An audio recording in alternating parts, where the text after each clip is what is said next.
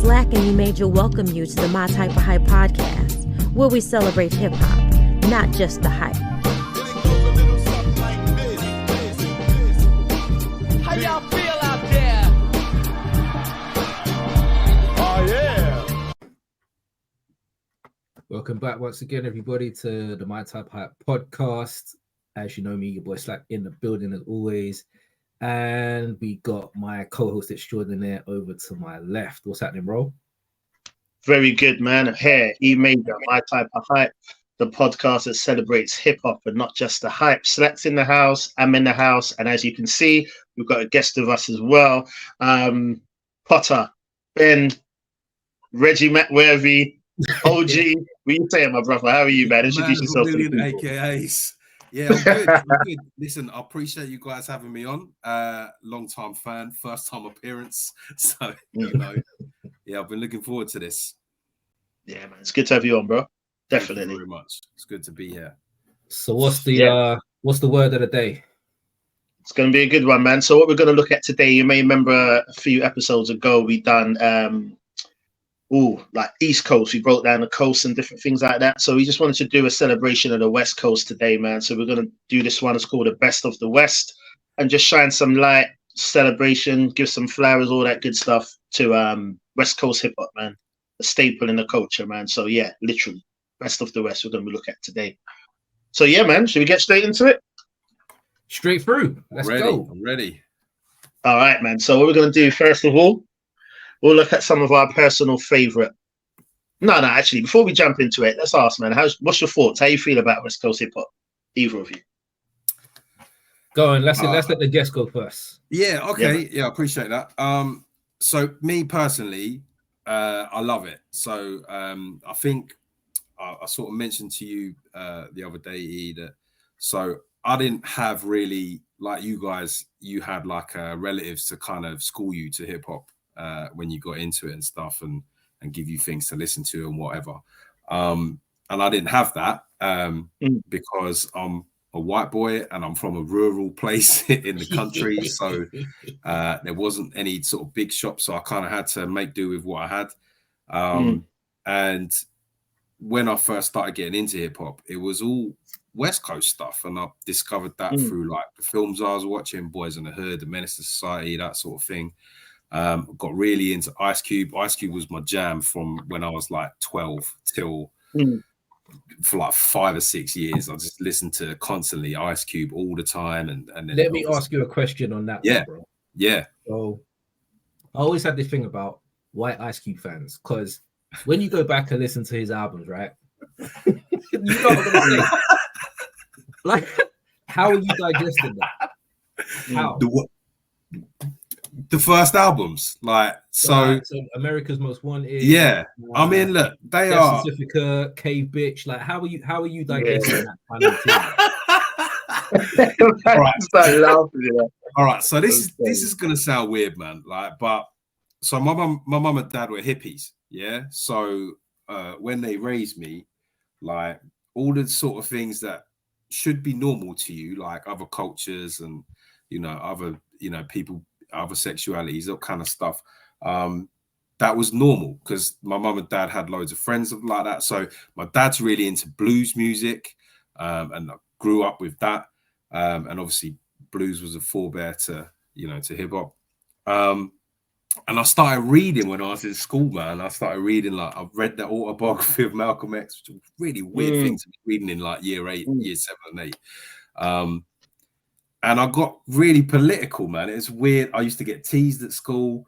They used to call me the W word. I think you know what word I mean. Because I used to be quite political and quite culturally aware, I guess. So rather than looking at them Ice Cube albums as like racist or like militant, they were educational to me.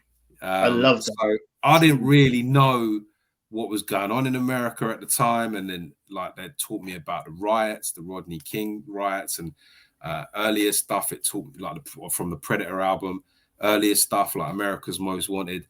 It taught me about like how America was racially structured and all of that sort of stuff, and it just resonated with me, I guess. Really, I was interested in learning about all of this stuff, so I just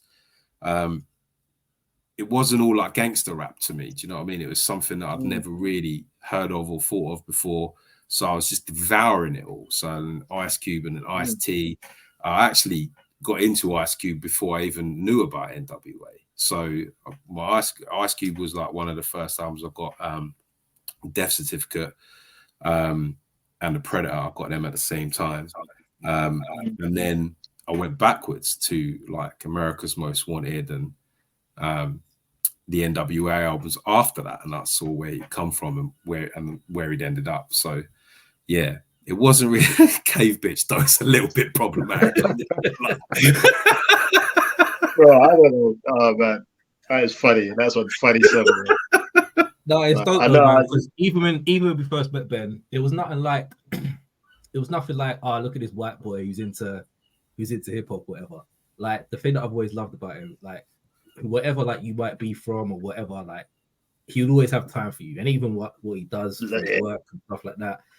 So yeah, I've always had my respect for that, man. Like, and it kind of shows like what Ice Cube was saying was his stuff it wasn't deemed to be political, as it were, but he was talking from a black man's perspective in a racist country. So for someone who's not black to be able to listen to what he's saying and digest like a young black man coming up in America and be able to resonate with that, that tells you how powerful hip hop is, man. Because exactly, if those albums didn't exist, who knows how you would have got. I'll be listening to Oasis and Blur. Could you imagine? But it just goes to show, man, like how powerful music can be. Someone who lives in an extremely rural part of the country who you would never guess would be listening to that kind of music. Yeah. Hip hop and where I'm from, like, I mean, Brighton's pretty it's changed now. Multicultural now. Now. We moved out of Brighton when I was young, and the town I moved to, Burgess Hill, there was not lying, when I moved there was 4 black people in that town, and they were all from the same family. There's 2 brothers, a sister, and a mum. Yeah, so weird. And that's what I was you know, that's what I was dealing with, like real small town mentality. Must be like if you like hip hop and you live somewhere in like Idaho. Something like that. Yeah, no, that's dope, man. What about you? What was your introduction to the West? Man, so my introduction to hip hop was mainly East Coast, definitely, man. That was the thing that really impacted me, or what I should say, what I grew up hearing. Like, obviously, like Ben mentioned about having siblings and that, I was hearing East Coast a lot of the time, mainly East Coast. But it's funny because I've shared the story before, but when I really fell in love with hip hop for myself, it was around the West Coast golden age. You know what I mean? It was that 92, 93. So the you know what I mean? The love affair I have with Doggy Style, man, like it's so important. Rewords that, bro. The album. Yeah. Let me tell you again. The love I have for that's not my fair, but how I feel about the Doggy Style love album, I have for Snoop's debut album. Debut album, right? Let's stop it there. That's so important to me, man. And then Chronic and obviously all of that. So my appreciation for the West Coast, I'd say, grew slowly. Even though it hit me so hard because of those ones, but most of the, like, which we'll touch on throughout the episode, but most of the ones that weren't as commercially successful or as in your face, I never got to them until a while after. Do you know what I'm saying? It was mainly the big West Coast commercial albums that I was spending time with, apart from East Coast, and I've spoken about the South and things like that. But now I love it, man. We were talking a little bit off air, and there's the feel that West Coast gives you, like West Coast music, man. There's just a feel to it that I feel like you can't get from any other coast, man. And it's so important and so special to me now, man. No doubt about it. So, but yeah, it was all East for me at first, but then my appreciation for it grew, and I love West Coast. Yeah, man. Slap, what about you? Pretty much the same as you, bro, to be honest. So most of my initial kind of hip hop leanings was all towards the East Coast because that's where a lot of my family are, and Yeah. I guess coming from I made the transition kind of from reggae, ragga, as we used to call it back in the day, kind of into hip hop. It was easy from like really young, so from maybe 8, around that kind of age, listening to kind of reggae in the house, and then you started hearing like hip hop music. So West Coast, I would say probably around the same time, probably around 91. I had the Paris album, and I don't remember where I got it from, but I had the album on CD from like early. So I listened to that a lot. I love that album. The Devil Made Me Do It. And then when Snoop and Dre came out with Deep Cover and all of that, I was heavy into that. Yeah. And then I went back to NWA, and I think I've told the story before. So my cousin let me hear the album, and I was like, "What is this? This is like completely different to anything else." So I went and bought it on cassette, and I had to hide it because if my parents found out, your mum would not be happy with you. Straight up, to that, bro.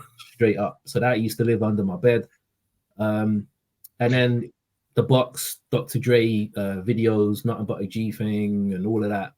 That was just all over the video stations, like everywhere. And then Eazy-E.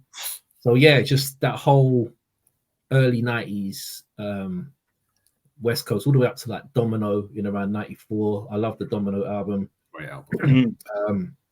So I've always loved West Coast music, man. And when that whole East versus West shit was popping off, like mid 90s, like I love Pac, I love Big, but for me,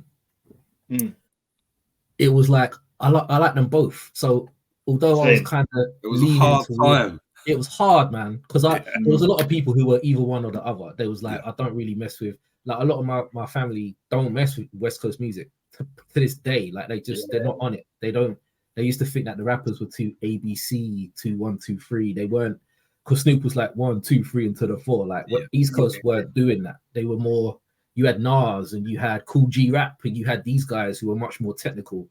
So a lot of the West Coast stuff was a little bit more simple to digest, as it were. Until like the Dog Pound came out, and then they was just like hard, like Corrupt and all of that, Lady of Rage. So I've always had a foot in both camps, if I'm honest, man. I've never really had that kind of preference, man. So it was all dope to me. If it was good, then I'll listen to it. You know what I mean? Exactly that, man. And that's one of the beautiful things about us. We said it before about being here in the UK.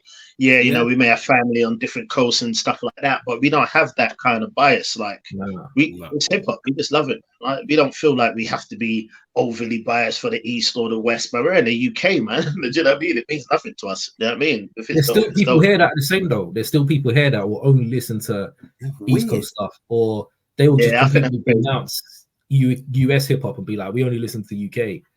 It's just you're missing out. I mean, because like, remember them times when like you had the album adverts in the back of the Source and Double XL and stuff like that, and there'd be some weird West Coast albums on there, like Bay Area Players 37 or something, and you would buy those for just like 2 or 3 tracks, and you'd be like fiending to see, because you wouldn't be able to see them anywhere else. It's like, why are you limiting yourself to one kind of do it now? People still limit themselves now. It's like, I don't listen to anything past 2006, or I won't listen to anything before 2009. It's like, all right, cool, that's your preference, whatever. But anything you want, you can find, man. Like, there's no excuse. Anything you want, you can find. And people say, oh, hip hop's dead, or no. And that's why I tweeted not too long ago about the underground and the commercial.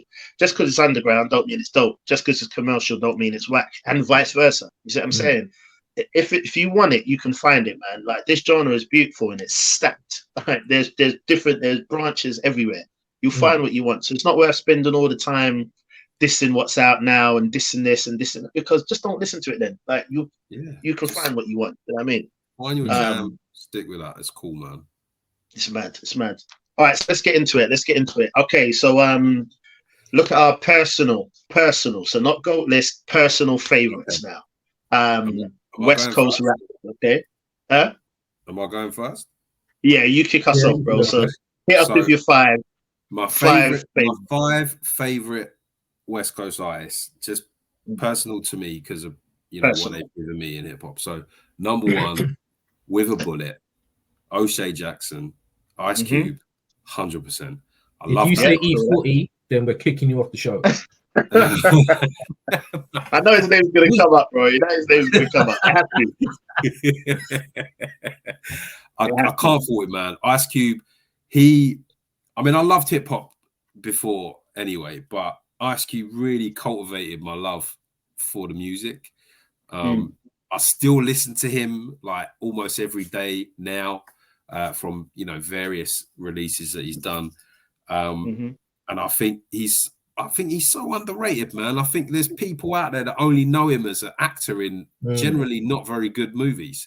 But he's given so much to the game. Like he definitely should be. If there's a Mount Rushmore of West Coast artists, Easy, definitely be on there. 100%. Yeah.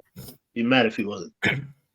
All of his albums, like the first 4 solo albums, phenomenal run. Yeah, like Thank I don't you, bro. know if that's been bettered. Definitely. Ever. I mean, certainly on the West Coast, but yeah, maybe ever. He's the Don for me, man.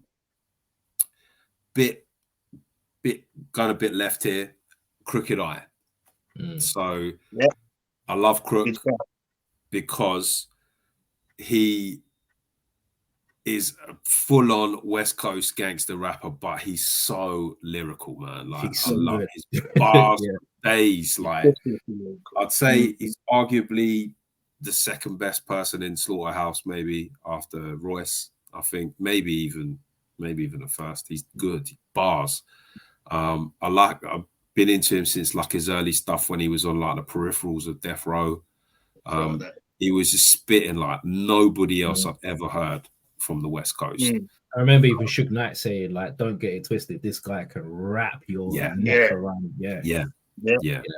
And he outbar pretty much anyone, man, I think. So and I think he suffered a little bit from, like, you get that with guys that can really spit when they don't make very good albums, like, but his features have always been so good.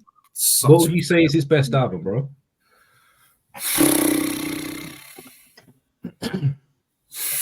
I don't really know, man. Like, to be honest, I think all of his albums are kind of just, they're all right, but yeah, I don't really, nothing really stands out. It's more just his ability. I think just for me, he's just wicked. I remember I heard a few of his joints before, and I was like, yeah, this guy's good. And then there was that bootleg Dog Pound album, like 2002 or something it was called, and Gangster Rap, the song on that, Gangster Rap, and I was like, Jesus Christ, man, this guy's an animal. So was that the one with the white cover and the red? Yeah, that one. And I just got bang into him after that. Number 3, these aren't in order. I mean, Ice Cube's number 1, but these ain't in order. Corrupt. I think Corrupt is so underrated as a lyricist. Like, I know he's a little bit East Coast flavorish, but I've liked all of his stuff. Like his first album, that double album, was Corruption. I thought that was all right, you know. I was disappointed with that, bro. I mean, it was disappointing from the expectation level was here, man. I was disappointed with that. And it was a double album, and he did the East Coast, West Coast, which I think was a good idea. But there's some fire tracks on there, man. Seawalk, great song. Seawalk was good. Yeah. We Can Freak It is an absolute Freak It banger. Yeah, there's some good joints on it, but you're right. The expectation coming off of all of his appearances on The Chronic and Doggy Style and Dog Food, you were like, and it maybe wasn't like Method Man, I guess. It didn't quite live up to the expectations, but it was a good album. And then Streets as a Mother that could have been his first one. If he dropped that first, that just grabs you, that bank job introduction with Exhibit on it. And after that, it just doesn't let you go, man. And then I know one of Slack's favorites, Calling Out Names, one of his all-time favorite tracks. Disney movies, all kinds of stuff. He don't care. Like, that's a great album, man. I think that really shows not just corrupts talent as a lyricist, but also the production team they had around him, Daz and Superfly, Battle Cat, like some real heavy beats on there as well, man. So for little bit surprising this, but MC8, like I never really used to like MC8 back in the day. I always thought he was a little, like you said, basic, wasn't really much going on. But over the years, he's grown on me, and I really appreciate like his contribution, I guess, to West Coast hip hop and hip hop in general. And his last couple of albums have been really good, man. They've been Lessons albums. I remember you, Slack, you turned me on to Lessons. And that's a great album. It's really good, solid, yeah. And to think that, you know, when he came out in the early 90s, and you know, it's just, and he was dissing DJ Quick, and then Quick took him to bits, in my opinion. But he's really developed over the years, and he's found his lane. And it's music's great. His verses are much better, and he's really solidified himself for me as I think one of the better West Coast MCs. And last but not least, DJ Quick, unbelievable artist, man. For me, he's one of the most underrated artists in hip hop for me. Like, definitely, I think musically he's unbelievably talented. Production wise, he's better than Dr. Dre for me. I think there's so much unsung work that he has done over the years that just people aren't aware of. He's like a West Coast Q-tip, isn't it? 100%, man. 100%. He is. Yeah. I remember after I think Rhythmalism came out, he did a DVD called Visualism, and I had to buy that on import from America. That's how much I wanted it. It cost me like £27. And it was just amazing, man, because there was big chunks of it where it just showed you his whole process in the studio and how he puts beats together. Man, it was amazing, and that really like ratcheted up my respect for him as an artist. Like, I think he's good. Like, he's a all right rapper, but as an artist, he is phenomenal, man. Like, and it's criminal to me that, you know, he's not spoken with the same reverence as Dr. Dre. So yeah, that's a my solid 5, man. That's very solid, bro. Very solid indeed, for sure. Who you got, Slack? Oh, you mean? Oh, okay. You go, man. Yeah, this is tough because there's so many, man, that I really like. So I'm gonna go with Raskas. Oh, Raskas, to me, definitely one of the most incredible rappers, just in general, not even just from the West Coast. I got to meet him recently, like, super nice guy as well.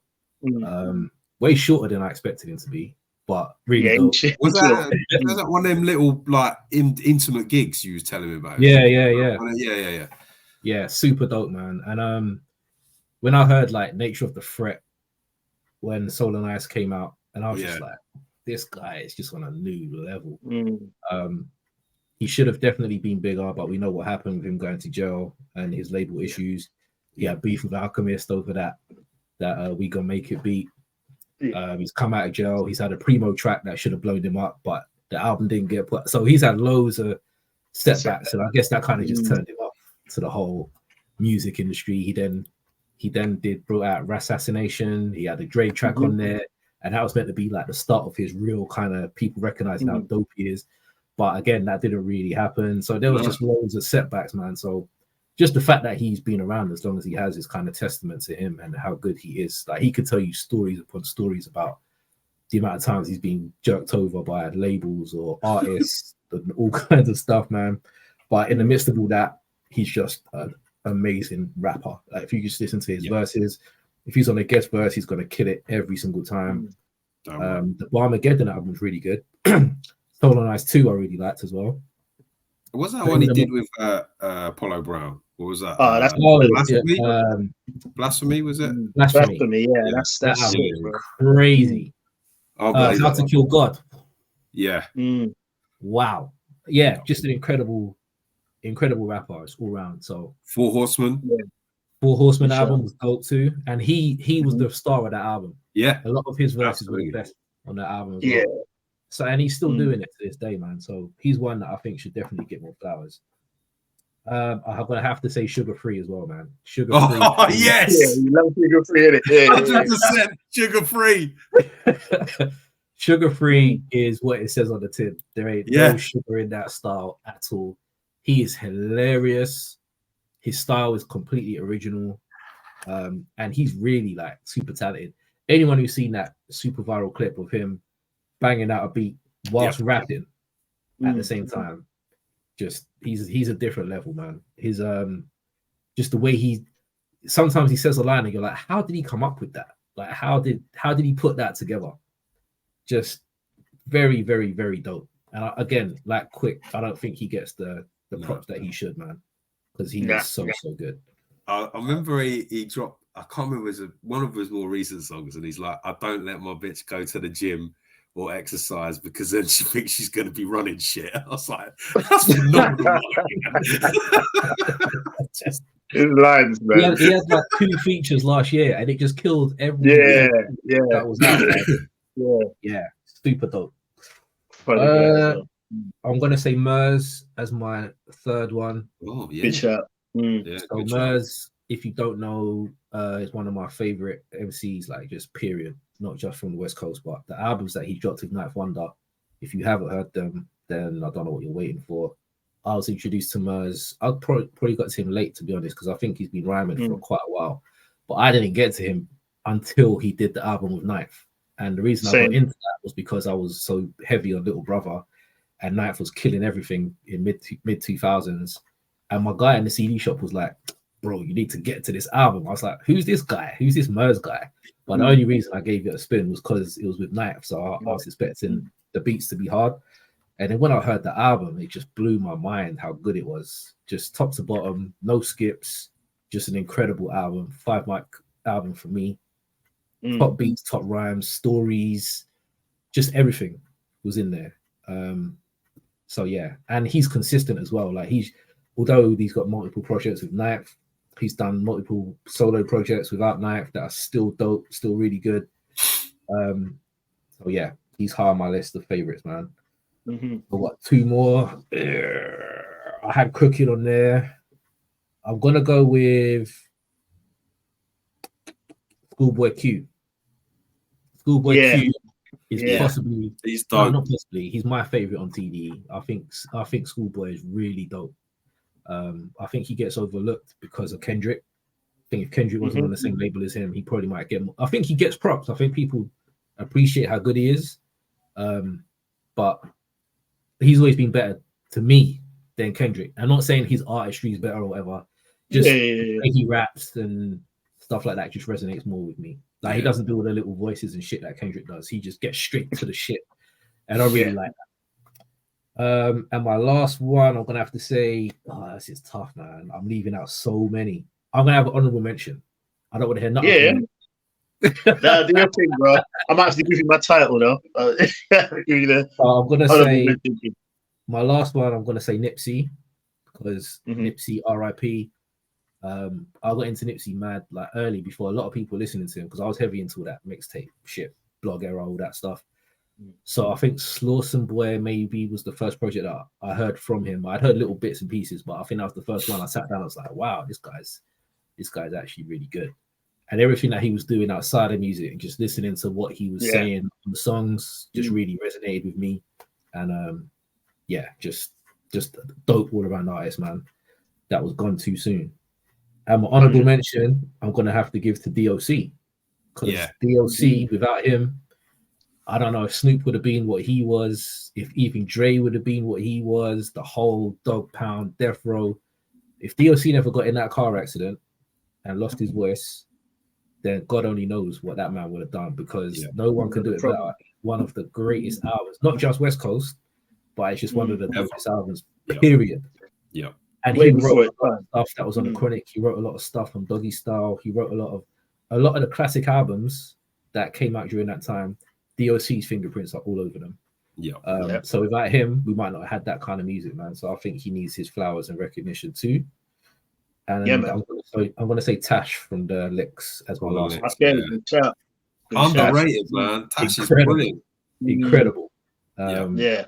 So many dope verses. But yeah, I think he's just mad underrated. So yeah. 100%, man. Now, solid list. All right, I'll drop mine. Cube, I'm gonna say, obviously this ain't in order either, but you know, we spoke about him in detail already, so don't need to get into the whys, but definitely Ice Cube. I'm surprised none of you said Snoop, to be honest. I'm definitely gonna put Snoop there. And I think Snoop really needs a mention because Dogfather let him down like horrifically because so badly. So you know badly. what? Yeah, and I think that's why a lot of people don't think about him because Doggy Style was incredible. Like 5 might 6 if I could give it. One of my favorite albums of all time. We know what Doggy Style is, right? But then he drops a Dogfather, and then it's almost like, whoa, you get me? And then a lot of the time in conversation, people are like, oh, Doggy Style ain't his only dope album. You see what I'm saying? Obviously, it's his best by far, but he's actually got a strong catalog. When you look at his catalog, it's strong. You see what I'm saying? Like a lot of the albums that I would say, think about it. Take away Dogfather, yeah, and take away the next one on Look No what Limit. came after that. Yeah, take away that one as No well. Limit stuff, man. Yeah. But the third one, the last two on No Limit, Last Meal and Top Dog. Last Meal. Yeah, they're good. They're good albums. Last And Meal like was back to back. right, but Last Meal feels like that was Snoop trying to get back to Doggy Style era. That was a hard yeah. That was a good album. And the one before that as well. What did you just said the name? It's gone from me now. The one where he's sitting in the car. No, not that one. Not that one. The one after. No Limit, Top Dog. No Limit. Top. Yeah. Yeah. That's those Please on it, isn't it? With what? It's got Bitch Please on it. Yeah. Nah, that's on. Ain't that on Last Meal? That's on Top Dog. It's on Top Okay, Dog. so those two I think are hard albums. Yeah, they're good albums. Then obviously he's got the blue carpet. Actually, there's only a couple on that blue carpet treatment, but Pay the Boss to Be the Cost. I think that's a decent album, bro. There's a lot of heat on that like for me as well. Again, like all these albums, I could take maybe 2 or 3 moments from there. 2 or 3 tracks. But for an album, like top to bottom, I'm like, there's too much bullshit or too much filler or too much. You know, I think it is for me as well because I've recently, not too long ago, I'd done another I was talking about last week on the episode, just doing deep dive into artists' albums. Yeah. And sometimes I've got this thing in my mind where I'm like, nah, that's not a good album. That's not a good album. And then I go back to it and I'm like, this is actually all right. And I feel that's what's happened with me with Snoop. I'm like, he's actually got hard albums, but I feel like if Doggy Style never existed, he would be thought of a lot more. Do you know what I mean? If Doggy Style never existed, Snoop would not be Snoop, bro. Yeah. If he debuted with the Dogfather, for instance, no one would give a shit about Snoop. Yeah, I think the Dogfather as well. I think that probably did suffer a little bit from all of everything that was going on outside of music. At the time. Yeah, but it's terrible. Brian left, and there wasn't all the madness with Pac and Suge and all of the other stuff that was going on with the Dog Pound and the Bloods. I think maybe it would have been better, but it just wasn't good, man. It's like Two of America's Most Wanted is maybe the best tune on there, I think. And that was on Puck's album. It's on the Dogfather as well, bro. Is it? Yeah, I swear to God, it's on. Is it not? Am I just making that shit up? Yeah, I don't think it's on All Eyes on Me, innit?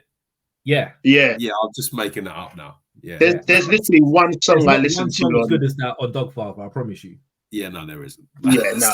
There's one song I listen to on Dogfather, and I can't. The title's even gone. That was on there. Say that again.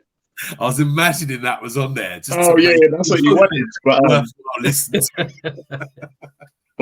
I would say Snoop. I'm gonna throw Snoop in there definitely because I feel like when I think of West Coast hip hop and artists that I like, I would actually say I like Snoop. You see what I'm saying? And when you think about how long and longevity, there's a lot of stuff that you can remove, no doubt. But I think the gems are hidden and lost amongst that. Do you know what I mean? But he still makes good albums. Like even if you listen to some of the recent ones, he's still making good albums. But for time's sake, I'll move on. I'm gonna say I'm laughing because this is quite far left, I think. But I'm gonna go at Drew Down, bro. Brothers, I Oh should say. man, 2000's great. Bro. Like, I love Drew Down, man. Like, I know I didn't really check for his first album, but the second one, 96, Can You Feel Me? Pimp of the Personal Year classic. is great. It's one of the greatest songs ever made. Love that album. Like, I cannot tell you. And then it just around that time, I was just seeing him on features, obviously on Tupac's album, hooked up with like E40, Loonies. And I just thought Drew Down was sick. I thought he had a sick flow. I liked his charisma. I liked his voice, his style, his music. I just thought he was a sick artist, man. And that album is still an album I go back to a lot. Yeah, I like Can You Feel Me? Drew I Down, only found definitely. out 2 years ago that he was Bootsy Collins' illegitimate Bootsy son. Collins, yeah, exactly. He's in the video. Yeah, I know. I didn't know till years after. He's in the video, one of his videos as well, Baby Bubba, isn't it? Baby Bubba, isn't it? Yeah, Baby Bubba, is in it. It's mad. But yeah, so and then I'm gonna go with TDE as well. I'll probably echo everything Slack said, but for Absol. That's how I feel. Everything Slack said about Schoolboy is how I feel about Absol. Yeah. I feel like he just raps, man. He does do a little bit sometimes of the, you know what I mean, what we was talking about Kendrick last week and that. Not necessarily voices, but, you know, Schoolboy is just a rapper. We know that. He just spits straight. But I feel like that with Absol. I just feel like if you just want someone, no razzmatazz, just to come and rap. And there's so much stuff Absol says that I don't even get at first. When I say get, I mean like it goes over my head. And I play it back in my head. I'm like, oh shit, is that what you meant? I think he's an incredible lyricist, man. And I think it's the same thing. You got Schoolboy there. You got Kendrick. He flies under the radar. Do you know what I mean? But definitely Absol for me. And then. Yeah, I had Corrupt down. That's been mentioned, so I'll jump to honorable mention. Can we say what we saying about Tupac then? East or West? If Corrupt is in, then Tupac's in. Simple as that. Great answer. Yeah. Great answer. Great answer. I'm definitely going to say go with Tupac then. And yeah, we've had that talk. You know what I mean? We know that he grew up in the East and all over the place, really. But when you think about the years that he was in the West Coast. I think it was from the age of 18 to 25 or something like that. Now, I know me as an 18-year-old, and if I was somewhere from 18 to 25, that's definitely going to feel like where I'm from. You see what I'm saying? They're like formative years, man. But yeah, I'm going to go with Tupac on that one. So, like Slack said, there's so many you feel like you're missing off. But personal favorites, I'll go with those for my 5. So, next then. Goats. So that was personal favorites. So like, who do you feel should be on a West Coast GOAT list, even if they're not even particularly your favorite, but GOAT list? Who do you feel is worthy? Okay, so again, I was Ice Cube for the reasons we've discussed. I think Ice-T has got to be there as well, 100%, because you know from all the way back to Ryan Pace, like he's been just delivering like completely. And I think it would be remiss not to have Dr. Dre on a list of West Coast GOATs. I think just for impact on hip hop, I suppose you'd have to have Snoop, really. Not necessarily for, you know, like we've discussed about his albums and stuff, but just for he's an icon, man. Yeah. It's my 5th one. I haven't really got one. I was like, do we go with Nate Dogg? Is he really a rapper? I don't know. Do you go with Too Short just because of his longevity and just the sheer volume of albums that he's produced over the last 170 years he's been in the game? Or do you just go way out and go MC Hammer? Because the guy sold like 40 million records, man. Or do you go a bit more boring and go with like Easy? I don't know. Like it could be any of them on a different day. I'm gonna throw a spanner in. So I'm gonna go with Nate Dogg. Okay, cool. Because there is nothing that man cannot make sound better. Yeah, that's true. Nothing at all. Nothing at all. not quite a rapper, but I don't think you can. Well, you wouldn't call Dre a rapper either, really. Would No, Yeah. no, you wouldn't. So yeah, man, for Nate Dogg impact. was incredible, man. Yeah. Like, I was listening to some of his stuff the other day, and I was just like, this man was Outrageous. just so good. Like, he could say the most nastiest shit, and it could sound like what's that saying in the Matrix? It's like wiping your ass with silk. Like, it was so. He's saying some grimy shit, but it sounds so good. Like, I shouldn't have been singing half of that stuff that I was when I was a kid. You know, ain't no fun in it. Yeah, man. Like, just not grimy shit, man. But yeah, so dope. Is that your 5? I'm gonna have Nate Dogg as my number 5. I know he's not technically a rapper, but I think in terms of impact on hip hop, especially West Coast hip hop, I think you can't say West Coast hip hop without mentioning Nate. Putting it like that makes sense. I get. Yeah, I agree. You got to that. Pretty much very similar to Potter. I don't think you can have a GOAT list on the West without Snoop, because he's still here to this day. Yeah, still doing cooking shows and just everything else that he's done. He's more than a rapper, isn't he? He's more than hip hop. Yeah, he's an icon. He's a character. Everyone knows who Snoop is, regardless of your age. I don't know how he's done that. When you think about his career trajectory, like if you think where he started from as like this gangster gun carrier. Remember the murder trial? He's gone from murder trial. Exactly. And then you look at where he is now, and you're like, how did you do that? Especially after your whack second album that should have buried it. Then he's pretty much been around since the inception, and he's still here. So I don't know, man. He's in the WWE Hall of Fame, man. That's what I'm saying. Like, he's done everything. He's done reggae. He's done WWE. He's done cooking shows. Like, he's done crazy. He's done doggy snacks. He's done American football with his kids. He's done he's done porn. Like, he's done everything, bro. Yeah, he's insane. Yeah, he's done everything. 100%. So he 100% has to be there. Cube is 1,000,000% there. I don't think that can be debated. From not just the music. So if you look at his trajectory from NWA to the solo career to the movies, let's not forget, like, we're talking not just random films, but like a cultural film like Friday.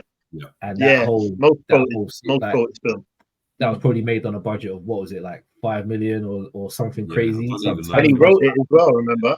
He wrote it with DJ Pooh, like Players Club and just everything else that he's done. Just I don't know what more you can say about him. And he's still around. Come at the gate with Boys in the Hood as well, bro. That's what I'm saying, man. Like, people need to understand how like incredible that man's career has been. Ice-T is another one who's pretty much clocked the game when it comes to hip hop. He's done everything that you could possibly do. The classic albums, the classic songs. He's got the movies. He's got a TV show. He's still here in his mid-60s performing his. And what more can you say about him? Although he's from Jersey, so again, he's not officially. Well, he is official West Coast, but So when we talk about Park and we talk about Corrupt and all that, it's like they might have been born wherever, but they are West Coast. Like, you're not going to associate. That's not where you're from. Right. I don't think you can have a GOAT West Coast list without Tupac on it. To be honest with you, I ain't gonna lie, I wasn't a massive Tupac fan until he released Me Against the World. I wasn't a fan of Strictly. I wasn't a fan of Tupacalypse. So when he dropped Me Against the World, that was when he caught my attention, and then that was pretty much the beginning of the end, wasn't it? So and then last would be DJ Quick. I think he, as Potter was saying, is probably like one of the dopest just artists, period. He could do a song with Raphael Sadiq. He can do a song with Sugar Free. He can do a song with just whoever and just make it his own, make it good. Very underrated musician, super talented, can play instruments, not just a beat maker, but he's an actual producer. Exactly. Who I don't think gets the recognition that he should, man. So that'll be my list. That's solid, man. Same, echoing Cube, Ice-T, Snoop. Definitely Tupac for me. yeah.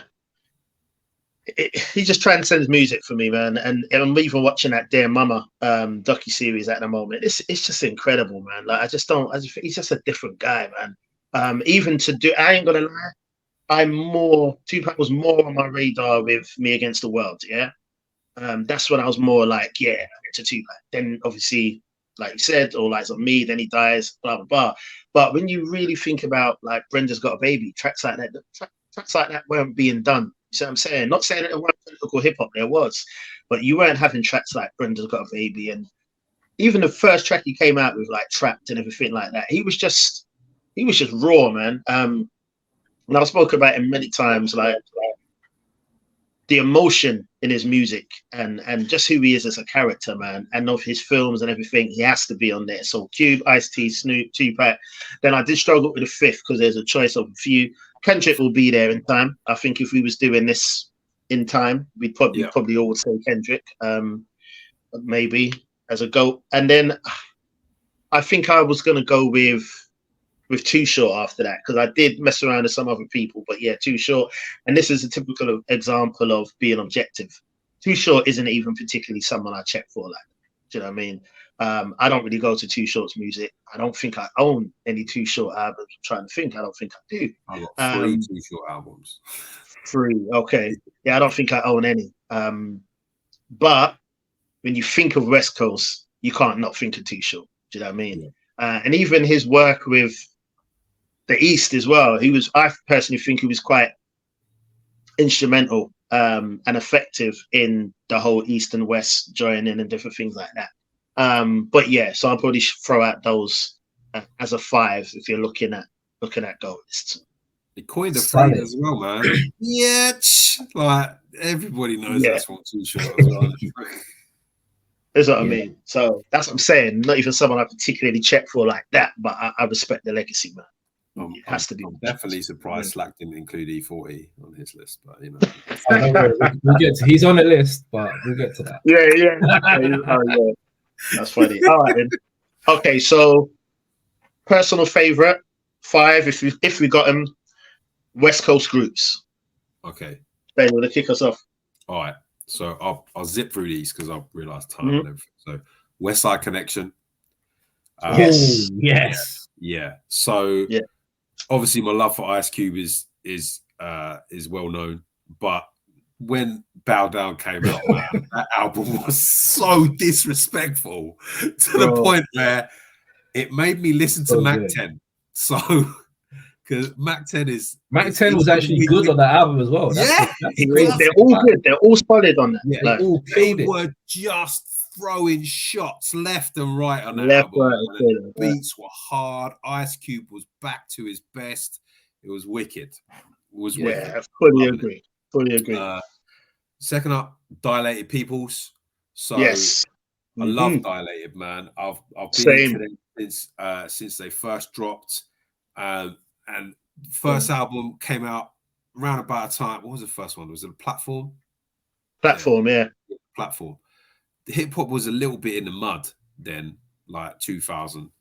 And what I really liked about it is that it come up with, there's a West Coast feel, but it had East Coast kind of lyricism on it. Yeah. And most importantly, and there's probably not everyone's going to remember this, man, but that was like the beginning of The Alchemist. Yeah, 100%. I mean, he's done some bits before, obviously, but like that's where he's always hearing his name. All of that album, and most of the next 2 albums from them, and I just think they're wicked. I got into that whole Liquid Crew with them and Alcoholics and The Far Eye. Planet Asia, like all of them guys, man, they're all spitters, like Agreed. And it just brought me back to a place where I was really loving hip hop again. So following on from that, the Alcoholics, Ziggs mentioned before, man, like you can't mess about with Tash. He is such a good MC, man. He's well underrated. Really good beats, really fun albums as well. I think really good. Obviously, I've got to have the Dog Pound in there. I Dog Food is just a phenomenal album. For Incredible. Me, it's up there with The Chronic and Doggy Style for me. I think it's brilliant. Daz was really in his bag on that. Definitely. Corrupt was spitting, like not just that album, but like the other bits that Dog Pound were doing at the time, like the Above the Rim soundtrack, the bits they did on that, and Murder Was the Case. Murder Was the Case, like just some phenomenal tunes, and they're just timeless. You can bang them today, and they sound as fresh as they did in like '93. And there's not much musically that sounds that fresh still. So, and I think my last one, again, a bit of a left curveball, but Coast Contra. Like I am so into these guys, man. Like I know they're new, and you know they've only got like one proper album out there, but Jesus Christ, man, they are crazy, so good. Raz Kaz's sons, obviously, make up half of the group, but all of them are brilliant. And it's just, I said to Slack a few months ago, they remind me of the Far Side because they're all kind of individual MCs, and they're just together. It just works, man. It all fits together perfectly. Even that guy that raps in Spanish most of the time, it just fits on the tongue. Like, you'd think that would be annoying, but it ain't. It's just, they're so good, man. I think they're so underrated. More people should get their albums. Definitely. They're getting there. You know what's crazy? It's like people keep complaining about there's no lyrics in hip hop anymore. But when you've got people like that, and what's crazy is they're not just good rappers. They've got the group dynamic down that we had with like Leaders of the New School, that we had with Tribe. Like the interplay, and it's not just verse. It's like verse, pass the mic, pass it back, pass it to this guy, finish my sentence, that kind of stuff. We don't have that no more. No, it's brilliant. Eric Jamal is every facet of it. Phenomenal MC, man. He is so good. And Raz Kaz's sons are just they didn't have a choice. They just had to be good. No, and there was no way they were going to be able to half-ass at all. Brilliant. Yeah, so that's my 5. Yeah, man. Good Love that. Very solid. So for me, I've got to have NWA because without them, come on, man. You know, without them, we wouldn't have had a lot of the hip hop that we got that followed. True. We wouldn't have had an Ice Cube. We wouldn't have had a Snoop. Look at every tree branch that came off NWA, and that was just massive. You can't tell the story of hip hop without NWA, basically. So I think that they have to be in there. Cypress Hill have to be in there as well. Same. I love their first 2 albums. I could easily stretch to their first 3. I'd say 3, man. Just really, really dope albums, man. That you can just put on, like what Potter was saying about those albums. You can just put them on now, like the Dog Pound albums that he was talking about. You can throw them on at any point. They don't sound dated. It's just dope. I have to throw in Souls of Mischief. I mean, 93 to Infinity is probably one of the best hip hop songs ever made. That song is lightning in a bottle. Just, and that album, I remember when I bought the album, I was just so excited that the album was out. I just remember seeing the cover and just for the week, like, that's mine. And there's no weak link in that group. Like, they're all good. All 4 of them are good. So yeah, big fan of them. Far Side, probably one of the greatest debut sophomore album runs in hip hop. You can listen to both of those albums front to back. You had Trey singing and rapping way back before Drake, before anybody else. You had Slim Kid Trey doing that style, and he doesn't get a lot of props for that, but he was doing that from a long time, doing the whole melodic kind of thing. He's very dope, man. All of them, I like, but you know, they could have been around longer, but you know, internal beef and whatever was going on. But their first 2 albums, I listened to a lot. So love them. I've said the Licks, so I'm gonna say another group, kind of out of left field, but Pac Div. I love Pac Div. If you haven't heard about them, we had there was Like in there. I can't remember the other dude's name, but there's one of them who does a lot of production. He did the bit of work with Kendrick. But they are dope as well. Okay. Yeah, I'm heavy on Pat Div. They come up sort of kind of around the blog era, like around 2009, 10. I was listening to a lot of their stuff. First song I heard from them was a song called Rolling, and it was Ty Dolla $ign on the hook. I'd never heard of who you were. But yeah, really, really dope group, man. I think there's 3 of them in that group. So yeah, if you ain't heard of Pat Div, get to them.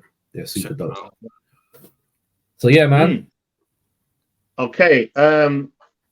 NWA, Dog Pound, Dilated People, definitely. And I had Cypress Hill. I'm just trying to pick one that you haven't mentioned that I'd probably have on my favorites list would be Loonies as well. Yes. Yeah, good call. Yeah, good call. If I had room, I would have definitely had them on there for sure.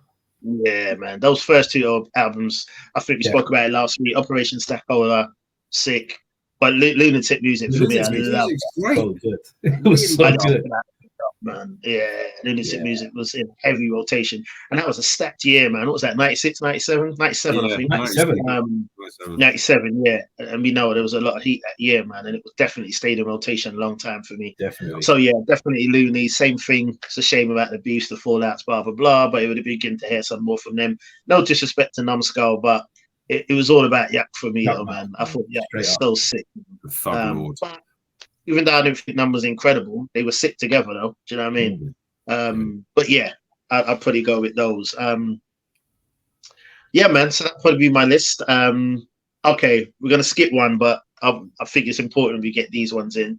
So okay, so what would you say are some of your favorite? You can pick a top 5 if you want. West Coast albums. West Coast albums. I know we've touched on some of them already, but West Coast albums. I've got 5. So Streets is a Mother. We talked about that by Corrupt. Talked about it earlier. Unbelievable album. That's just fire for me. Like I will listen to that album top to bottom all day. The Predator, Ice Cube. For me, that was my formative Ice Cube album. Like there was so much going on in the world when that album came out, and I think at that point I didn't really have a massive collection of music. I had like that and Original Gangster by Ice-T, like a couple of other bits and pieces. That's another sick album. yeah. So I listened to that almost daily. Like I could still, if I listen to it now, I still know word for word every single tune on it. Rhythmalism with DJ Quick. Love that. I think for me, that is where, like, this is 4th album, I think. Yeah, Quick's 4th album, and that is where he really showed his talent as an artist. Definitely. Like, every single bit. You've got all kinds of stuff on there. It's like funk on there. You've got Flipping the Barge on that album. Yeah, unbelievable. And just the Quicks. I love all the Quick screws on all of his albums, and that one was particularly good. Was Bombard 2 on that album? Yes, yeah. That's a great song as well, man. Brilliant tune. Bit of a weird one, maybe not expected. Introduction to Mackin by Rapping Forte. Absolutely. Okay. I actually never heard that. Honestly, if you haven't heard this album, please get it because it is brilliant, man. There's like a little producer, Bay Area producer at the moment called Kool-Aid, and that album, that is just perfection. He did that, and I think the Frost's album, that was in This Is Now Volume 1 at the same time they came out. And this one's brilliant. You won't miss it. It's got him and Max Julian from Goldie the Mac on it, on the front. Is that them? And they're standing by the cars. Yeah, it's like the Rolls Royce. Yeah. So there's so many good tunes on there, man. Is that the one? Has that got Argue Around on it? No, that's just about Don't Fight the Feeling. Don't Fight the Feeling. Okay. So this one's 97. This came out, so it probably got lost in it. That was like 95 times, isn't it? Yeah. Dog Pound's on it. Roger Troutman's on it. Okay. Right. Okay. I've never got to that one. Honestly, it's brilliant. It's such a good album. Check it out.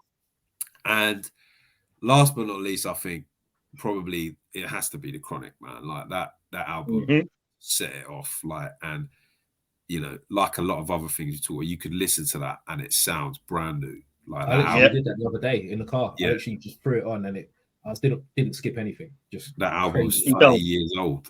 Well, the doctor's office you skip, but not myself. But apart Skip from that. that, Yeah. And do you know 30 years what old. really strikes me about Dre albums? His production sounds cleaner than anybody else's. You can hear like his engineering skill is underrated. Yeah, it The is. drums I are know that the because I hi-hats are saw crisper. Just the sound is just perfection. it sounds amazing. I saw a thing the other day. I think it was on Twitter when it was like Warren G's version of a tune or something, like a famous one, and then It was Dre's version. Of it. Yeah, and it was the cleanup was just phenomenal. And you could okay, I get it now. And I've got to give an honorable mention, I think, to Good Kid, Mad City. That album is great, man. Like Kendrick, I wasn't really checking for him, to be honest. And then it weird because I heard To Pimp a Butterfly before I heard Good Kid, Mad City. For real? Yeah, it was weird. So, and I quite liked To Pimp a Butterfly because it's a phenomenal album, really good. And I was like, all right, let me check out this first album. I was going through a grumpy old man, like I don't want to listen to these new cats. Like, what are they going to tell me about one of them ones? And I just fell in love with Good Kid, Mad City, man. It just my favorite from him. Yeah, it just brought me back to like the 90s. Like, such a nice feel about it. You know, what's he say on the album? Women, weed, and whatever. Women, it just took me back, and I really enjoyed it. Eight's on it, like Dre's on it, and the production's great. Yeah, so honorable mention to that. Yeah, solid. Yeah, man. Chronic, without like repeating ones that we've already had. Living Like Hustlers, we needed to put Above the Law. Oh yeah, they definitely deserve their place. Yeah, among West Coast greats. I always had a really soft spot for the Domino album. I love that album. Yeah. So when he brought out Ghetto Jam, love that song. Sweet Potato Absolutely love that. Amazing. And you know, like when they played like the clean version on the box or whatever. When I got the album, because when I heard the clean version, I was like, this guy is like some sing-singy guy. But when I got the album and he's talking all kinds of crazy shit on that song, that's completely different to the version that was on the video. What's that joint he's got an album? Ask for Days. Like, brilliant. AFD. He's got AFD. He's got Raincoat, where he's talking about making sure you put a rubber on when you're messing around with these dirty hoes. He had Long Beach Stang. That was a hard tune. Like, that beat is crazy. Brilliant. And let's not forget Sweet Potato Pie. Yeah. What a tune that is. Battle Cat, definitely dopest West Coast producers, hands down, bar none. He did that whole album top to bottom. And just I love that album. Since a kid, I always just rinse that album. Would I go for Lab Cabin California or Bizarre Ride to the Far Side? I could go left or right because I love both of those albums. But I'm gonna lean slightly more towards Lab Cabin California because Dilla. What Dilla did, like that just showed you Dilla was from Detroit. He could produce a West Coast album the same way he could go and produce an album with Tribe Called Quest. Like, this guy was just super talented. So I have to put that one in there, 100%. Yeah, sorry. Murs 316, I've already spoken about. But as I've already spoken about that, I'll go with his second album with Knife, which was Murray's Revenge. Incredible album. Top to bottom, no skips again. They did it once, and I was like, are they going to make an album that good? Absolutely. So you've got Dark Skin White Girl on there. You've got the Barbershop tune on there.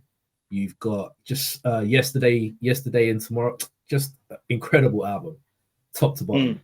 Got to put that in there. No One Does It Better. The OC, Victory Lap, Nipsey. You can, just incredible albums, top to bottom. Without mentioning the one we've already mentioned. Solid again, man. Doggy Style definitely goes about saying it's probably the album I know the most out of any other album. Chronic, for obvious reasons. No one can do it better. Also, I'm going to throw in 7 Day Theory as well. It's my favorite Tupac album. I just love it, man. I posted it up, I think it was last week. And a lot of people were like, say that again? Some bangers on that one. The 100%. I love it, man. It's like, it gets mixed, obviously, responses. Some guy was like, "Oh man, you lot are West and Eminem stands the way you gas up Tupac's work." I think it's an incredible album. There's only one song I don't like on there, and it's Just Like Daddy. All the rest, though, I love. I let it run. Like some of my favorite Tupac songs are on that album. Man. Hold Your Head, Me Against the World, Hail Mary, Bomb First. I think it's an incredible album, man. And I felt like we was getting, because obviously we had gone from, you know what I mean, Strictly for My Niggas, and obviously Tupac gone into his All Eyes on Me, Me Against the World. Obviously, we know what that was like. Then we had All Eyes on Me. That was like a different Tupac. I felt like he was getting conscious Tupac back as well, but with the same venom that he had. Like it was just, I love that album. It's my favorite from him. Love it. Toss It Up is pretty venomous, man. Toss It Up, yeah. Oh yeah, trust me, definitely, man. He's getting in. Against All Odds, probably one of the diss tracks that people don't really talk about. Against All Odds is way better than Hit 'Em Up, like way better as a diss track. He was going in. No, definitely. And that's what I mean. It's not, apart from Just Like Daddy, every track on there is hard for me. Like every track on there. And I'm not getting into the whole Nas, or Organized Confusion, Stray Bullet, and I Gave You Power. For me, I don't care what anyone else says. For me, Me and My Girlfriend is the best gun track there is. Like, I don't care. Like, it's easy for me. I Gave You Power is incredible. Like, two things can be incredible at the same time. You know what I'm saying? But I Gave You Power is incredible. There's no doubt about it. But he messed it up, man. Like, he told us what he was talking about. It was more obvious. I know people to this day that still think one of the verses is actually about a woman on Me and My Girlfriend. You see what I'm saying? Like, he done it brilliantly. I love it. That was, you know what I mean? So, yeah, definitely, man. Like, I love it. Incredible. And just having the girl, like, listen, man. That was 4. And there's a few more I'm going to shout out as well. I was going to say At the Speed of Life, actually, for Exhibit. But you know what? I'm actually going to go with, because of his antics, we kind of disregard him. But I want to go with a documentary Game. I think once again. Oh, we've come to the end of the show, ladies and gentlemen. You prove my point, though. Listen, documentary, though, is a hard album, bro. Like, maybe a couple of there I could probably take off. I think it's a hard album, man. People call it a 50 Cent album, but listen, I think it's an incredible album. It's a good album. I love it, man. But fuck, I ain't got time. Fuck Game, man. Let's move on to the next one. Yeah. Just because of his antics, people are like, nah. But I'll second that.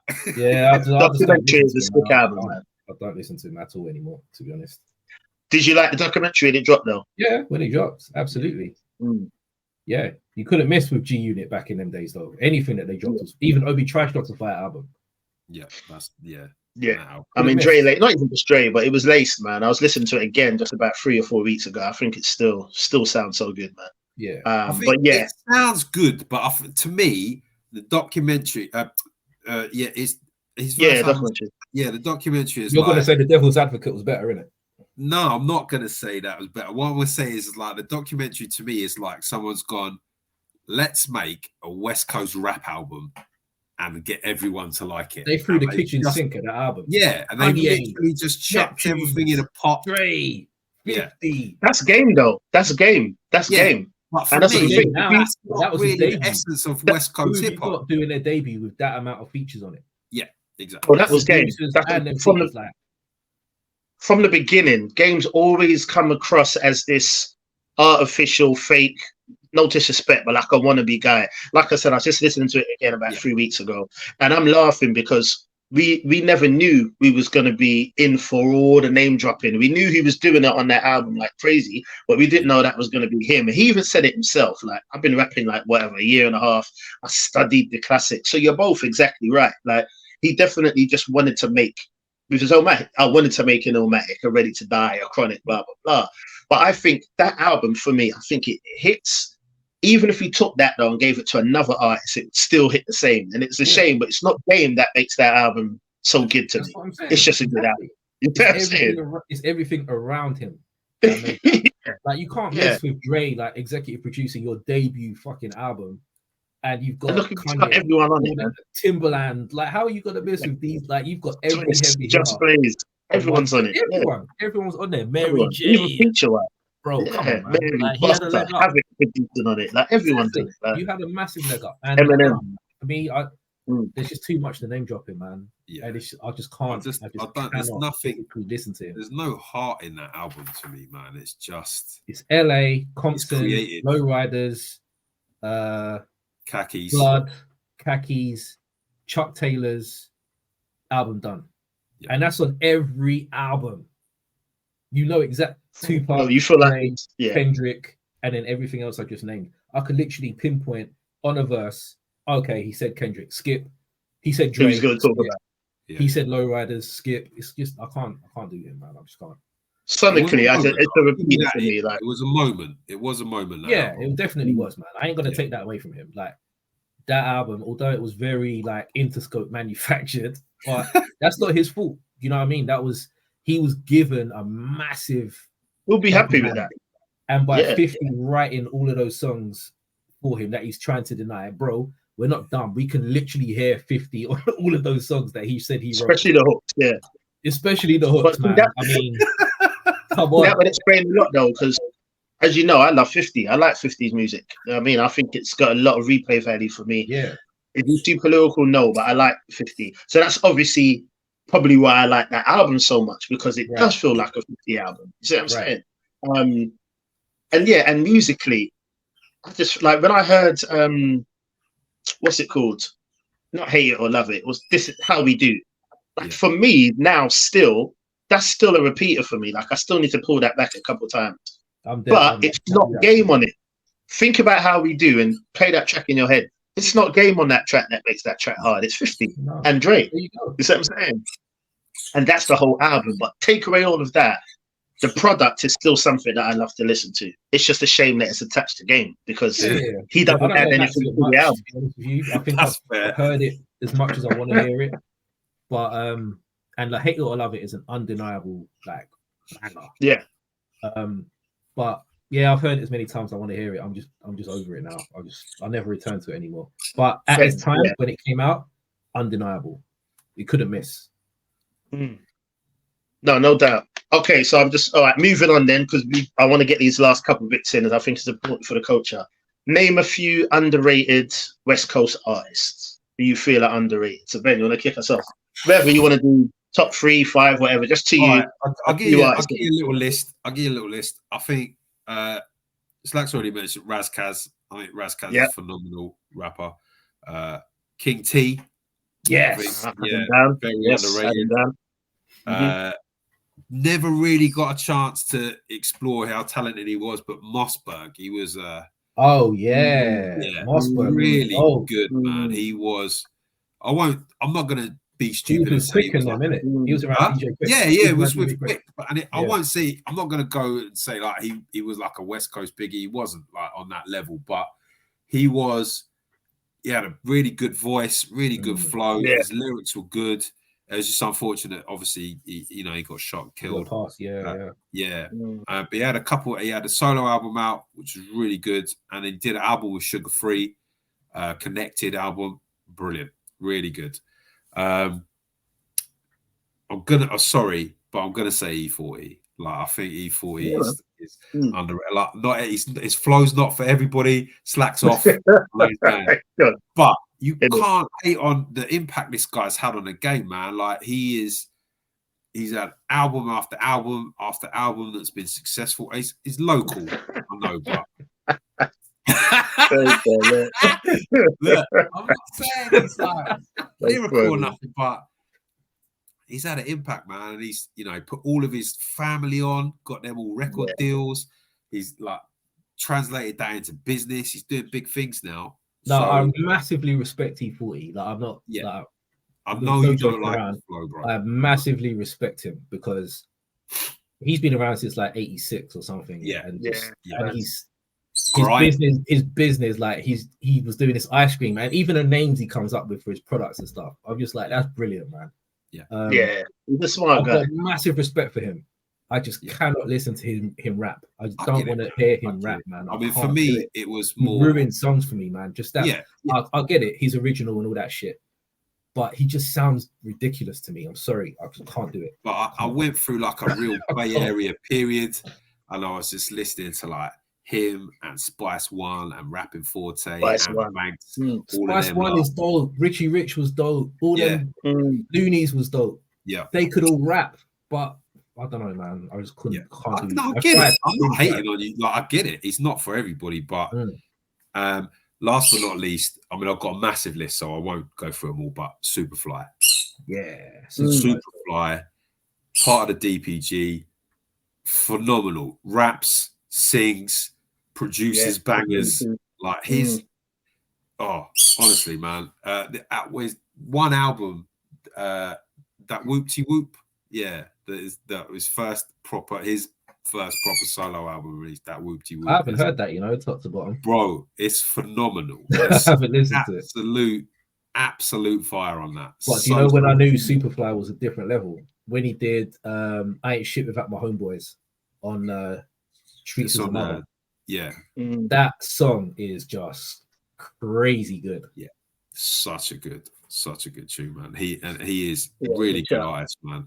It's like everybody who's like a lot of these West Coast guys that we like, people don't realize that they're proper musicians, man. Right. Yeah, they don't get the love because they're maybe not as bar heavy as some of the East Coast guys, but these guys, they're musical, man. Music. Yeah. And it's felt, man. It's felt. Definitely. So that's my lot, like, because I've got like 27 other guys. That's solid. I'll make mine quick for time. I think Daz is massively underrated. On my list too. Thank you. Yeah. Daz has got some timeless production under his belt. He's on some of the greatest albums, and I don't know. I just don't think he gets his props because he's Snoop's cousin, or you know what I mean. It's like he should get his props on his own, independent of anything he did with Snoop. Crooked Eye, I think, is underrated, but I don't. I think that's because he doesn't have that album. He's never made that Crooked Eye album that you could say that is his magnum opus. He doesn't have it. He did a decent album, Static Selector. He did another decent kind of 16 Chapel. That was decent, but that was like a 5-track project. Yeah. Then he did the mixtape. What was it called? Hip Hop Weekly that he did. That was dope. But again, that's not an album. That's just like a series of mixtapes. So that's what I think holds him back. But I think he's incredible. Blue. We haven't mentioned Blue. Yes. Yeah. Blue. Good shout. Below the Heavens is one of the dopest West Coast albums. That is incredible album. So good. Just a phenomenal rapper, man. So yeah, he's definitely on that list for me. Also, I think we have to have Ab-Soul on there. So although he was mentioned earlier, I think with Ab-Soul, the length in between his albums hurts him, and making people wait for, I think it was Last Days. That wasn't a great album. And the one that was weak. Yeah. Then the one that came after that was a bit weird as well. It was him with like his glasses on the cover. I can't remember what it was called, but it's just black and it's just him without his normal Ab-Soul shades on. But that album wasn't great either. Right. So he rescued himself with his last album, Herbert, which was fucking that's hard. That album was great. So yeah, those would be my picks. Yeah, man. That's the thing with going last. It's obviously repeating a lot of them, but for time's sake, I had a couple on my list that you lot mentioned. Yeah, King T, I had down as well. Alcoholics, underrated. I had Loonies down as underrated. People just think I got 5 on it, and that's all they think about Loonies. I had Raz Kaz as well. I had Crooked Eye as well. Definitely deserves these mentions. Super lyrical guy.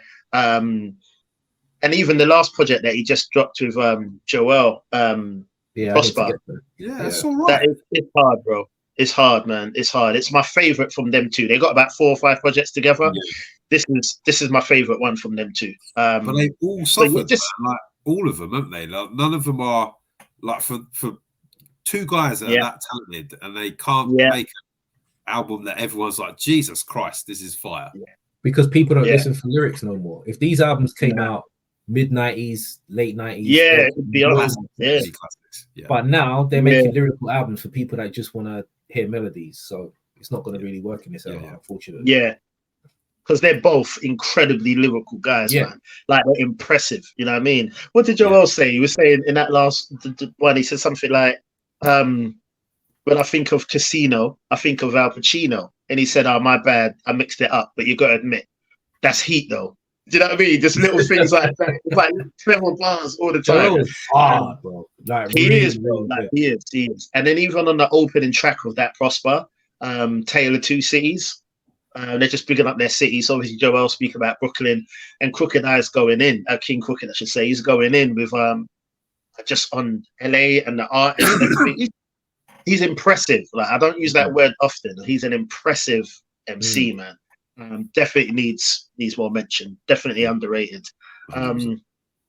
Yeah, I think, and then the rest of you guys have all mentioned, man. So, but yeah, just before we close, the last one, we'll run around and really quickly name a few underrated West Coast albums that don't get spoken about enough and you think everyone needs to hear.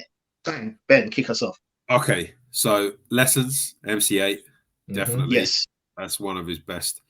Balance and Options, which was DJ Quick's album after Rhythmalism, which I had a lot of expectations because Rhythmalism was fantastic and Balance and Options delivered. It's not really an album, and slightly controversial choice, but Reason, there you have it. Absolutely. I love the album. You need to thank me for that one. Yeah, I do. I do. Like, so I made a mistake. Like, I thought Corrupt had a new song out because he's done a song called Corrupt on the album. Yeah, and that song is hard. And then Slack told me, like, no, this is Reason. Check the album out. I've still got that on repeat, man. I love that album. It's like a mixtape, and he's fallen off substantially since. Yeah. But that Lightning in a Bottle on that album, definitely, because it's just really good. Like, every song on that is good.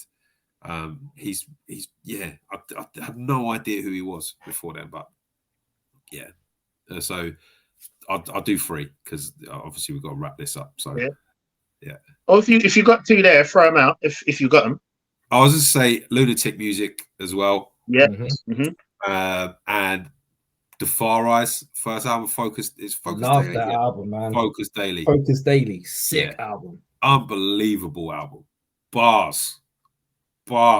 It took me a long time to get to the album. It took me ages to listen to, because I was just like, who is this guy? Yeah. But then when I actually got to it, I was like, oh, he's actually really good. Yeah, I got it when I was in my Dilated People's bag. I was like, I'm going to get out and see what he's like. And did not regret that at all. Brilliant album. Yeah, totally agree, man. Really good. Yeah, man. So what are you saying? What was the name? Oh, Coast to Coast, Alcoholics. Definitely underrated. Yeah. Rascas, I'll go for Soul and Ice 2 or Barmageddon. Both really good. Who else would I go for? Someone that we haven't really mentioned much. Puck Dev, Pacific Division. That's another really good album. That's underrated. Mentioned it earlier, but Domino. Yeah. Daz, Retaliation, Revenge, and Get Back. Yes, bro. Thank you. Yes. Thank you. Yes. Yeah, those are the ones that spring to mind. Yeah, that's it. I had Daz down as well. And you speaking about, sorry, I'm not sure actually who it was that was saying Daz is underrated. I think it's used to that. When you open that Retaliation, Revenge, and Get Back in, it says produced by Daz. It's like, that's such a hard album, man. Like, so hard. Our Daily Bread. Oh No, there's so many tracks on there, that the title track, so many tracks on there that, like, I can't hear once. I need to always pull it back. You know what I mean? So hard album. I'm glad you mentioned that. I got one more. Warren G. Yeah. Warren G. I want it all. That was on my list as well. Yeah. That's a banging album. Trust, man. Your debut, G-Funk era. Regulate. Throw that on there too, but I want it all. I want it all. Oh, okay, cool. Yeah, I didn't spend much time at that, you know. Good album, man. Production is just so clean, like really good. That's another really underrated artist, That's Warren the G. joint actually. as well. Yeah. Yeah, no, that's sick. That's a good shout. So yeah, I had a couple of those. So ones that we haven't mentioned, I know it was mentioned before, but I'm also going to mention the Bow Down album, West Side Connection. Super hard. Love that, man. The single alone as well. It's just super hard. But it's a shame because so disrespectful, but just brilliant. I know that all that critics in New York and that. And you know why I rate that album as well? Is because if I'm being honest, I didn't used to rate Dub C. Like I love the West Up, you know, him in the Mad Circle when he had like the beginning of West Side Connection. I love that track. But I just didn't take him. You know, sometimes you just see some people, you just don't take them seriously. Like with the plaits in his beard and everything like before. I just don't take this guy seriously. But it was I know hardcore West Coast heads are gonna be like, what? But it was that album that made me think, rah, Dub C is actually hard, you know. Like for me, he stood out on that album for me. Yeah, he was going in. Yeah, hard. So yeah, won't get into it for time's sake, but love that album. What else have we got in there? Daz, you mentioned that. Bow Down, Regulate, Warren G's Safe Def Jam. Two I'll throw out and then we can wrap. I'll say Necessary Roughness, Lady of Rage. Would you say that's a West Coast album? Because of where she's from. Because she's from Virginia. She's from VA, yeah. I you know what? I think otherwise she would have been on one of my lists. Oh, that album did come out on Death Row though, didn't it? It did. Right, it was just right at the very end of Death Row. It was Dogfather era, isn't it? No, it was after that. It was 97. It was 97. Yeah, 97. Okay. If she is deemed as a West Coast, then I'll definitely put that down. If not, then obviously remove that. But I'm glad it left my mouth anyway because I wanted to mention Lady of Rage and that album. I love Rage. She's probably my favorite female rapper. I know there's not a lot from her, but I love Rage, man. Yeah. Okay, so the last album I throw out is I've got blank. Spice One. 187. Spice One album. I think it's like album number 2 or 3 even in his catalog. Oh boy, Jesus Christ! It is, man. Like it never gets mentioned. That is West Coast gangster hard production on that, flawless. Like that's a runner. Like that album. That's another one. I can't remember if he was talking offline or on. But I had to go back to that. Like I didn't really check on those Spice One. I think that was before my era. What was that? Like 92, isn't it? 93, I think. Okay, yeah. So yeah, I think that came out not too far or before Strictly by Tupac. Yeah, I think I'm almost certain there's a tune off that album that's on the Menace to Society soundtrack. Yes, Menace was 93, wasn't it? So yeah. Do you know what got me onto that album? Do we deem Bosses? That's not West Coast, is it? Boss. Nah. She's from Connecticut or something, which that's okay. So that's why I didn't mention her. But I've said it before on the podcast, bro. I love that Boss album, Born Gangster. I love it. That's what got me onto the Spice One album because I wanted more Boss. And I'm like, and she's on that album.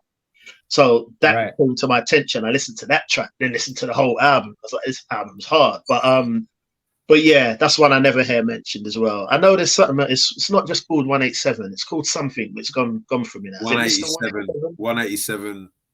He wrote. Yeah, that's it. 187. He wrote. That's it, bro. Thank you. That would be bugging me for the rest of the night. 187. He wrote. Yeah, it's one of the like 5 Spice One albums that I've got.